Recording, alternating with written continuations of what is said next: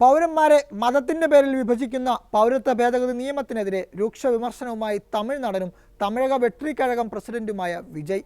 പൗരത്വ ഭേദഗതി നിയമം സാമൂഹിക ഐക്യം തകർക്കുമെന്നും തമിഴ്നാട്ടിൽ ഈ നിയമം നടപ്പാക്കുന്നില്ലെന്ന് ഭരണകർത്താക്കൾ ഉറപ്പാക്കണമെന്നും വിജയ് പറഞ്ഞു.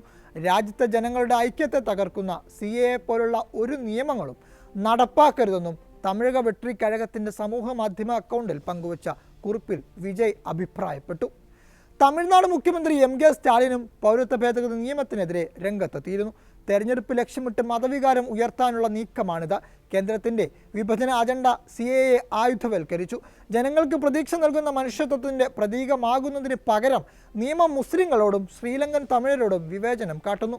BJPയുടെ കപ്പൽ മുങ്ങാനായതോടെയാണ് പൂട്ടിവച്ചിരുന്ന CAA പുറത്തെടുത്തിരിക്കുന്നത്. ഭിന്നിപ്പുണ്ടാക്കുന്ന പൗരത്വ ഭേദഗതി നിയമം നടപ്പാക്കിയതിന് ഇന്ത്യയിലെ ജനങ്ങൾ BJPയോട് ഒരിക്കലും ക്ഷമിക്കില്ലെന്നും അവർ പാഠം പഠിപ്പിക്കുമെന്നും സ്റ്റാലിൻ എക്സിൽ കുറിച്ചു. പൗരത്വ ഭേദഗതി നിയമം എന്തു വന്നാലും നടപ്പാക്കില്ലെന്ന് ആവർത്തിച്ച കേരള മുഖ്യമന്ത്രി പിണറായി വിജയനും ബംഗാൾ മുഖ്യമന്ത്രി മമതാ ബാനർജിയും രംഗത്തു വന്നു. തെരഞ്ഞെടുപ്പ് അടുക്കുന്ന സാഹചര്യത്തിൽ പൗരത്വ ഭേദഗതി നിയമത്തിന്റെ ചട്ടങ്ങൾ വിജ്ഞാപനം ചെയ്ത കേന്ദ്ര സർക്കാർ നടപടി വർഗീയ വികാരം കുത്തിയിളക്കാനും ജനങ്ങളെ വർഗീയമായി വേർതിരിക്കാനും ഭരണഘടനയുടെ അടിസ്ഥാന തത്വങ്ങളെ തന്നിൽ കാറ്റിൽ പറത്താനുമാണെന്ന് പിണറായി വിജയൻ പറഞ്ഞു. തുല്യ അവകാശങ്ങളുള്ള ഇന്ത്യൻ പൗരന്മാരെ പല തട്ടുകളാക്കി മാറ്റാനുള്ള ഈ നീക്കം ഒറ്റക്കെട്ടായി എതിർക്കപ്പെടേണ്ടതുണ്ടെന്നും അദ്ദേഹം പറഞ്ഞു. സംഘപരിവാറിന്റെ ഹിന്ദുത്വ വർഗീയ അജണ്ടയുടെ ഭാഗമായി മാത്രമേ ഇതിനെ കാണാനാകൂ. പാകിസ്ഥാൻ, ബംഗ്ലാദേശ്, അഫ്ഗാനിസ്ഥാൻ എന്നീ രാജ്യങ്ങളിൽ നിന്ന് 2014 ഡിസംബർ 31 അതിനു മുമ്പോ ഇന്ത്യയിലേക്ക് കുടിയേറിയ മുസ്ലിം ഇതര മതവിഭാഗത്തിൽപ്പെട്ടവർക്ക് പൗരത്വം നൽകുകയും ഇസ്ലാം മതവിശ്വാസികൾക്ക് മാത്രം പൗരത്വം നിഷേധിക്കുകയും ചെയ്യുന്നത് ഭരണഘടനയുടെ നഗ്നമായ ലംഘനമാണ്.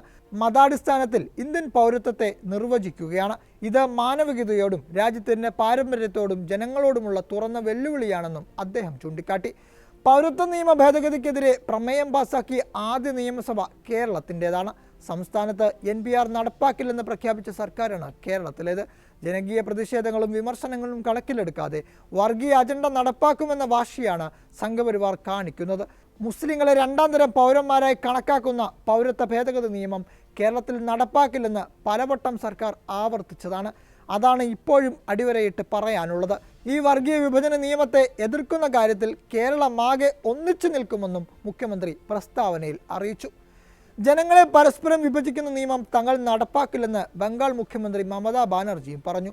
പൗരത്വ ഭേദഗതി നിയമത്തിന്റെ പേരിൽ ആളുകൾക്ക് ആധാർ കാർഡ് നഷ്ടപ്പെടുന്ന സാഹചര്യം ഉണ്ടായാൽ പകരം തങ്ങൾ വേറെ കാർഡ് നൽകുമെന്നും മമതാ ബാനർജി പറഞ്ഞു. നേരത്തെ കേരളം, തമിഴ്നാട്, പശ്ചിമ ബംഗാൾ, പഞ്ചാബ്, രാജസ്ഥാൻ, മധ്യപ്രദേശ് സംസ്ഥാനങ്ങളും പോണ്ടിച്ചേരി നിയമസഭയും പൗരത്വ ഭേദഗതി നിയമത്തിനെതിരെ പ്രമേയം പാസാക്കിയിരുന്നു. പൗരത്വ ഭേദഗതി നിയമം മുസ്ലിങ്ങളെ രണ്ടാം തരം പൗരന്മാരെ ചുരുക്കാനുള്ള ഗോഡ്സെയുടെ ചിന്തയെ അടിസ്ഥാനമാക്കിയുള്ളതാണെന്ന് AIMIM അധ്യക്ഷൻ അസദുദ്ദീൻ ഉവൈസി MP വ്യക്തമാക്കി.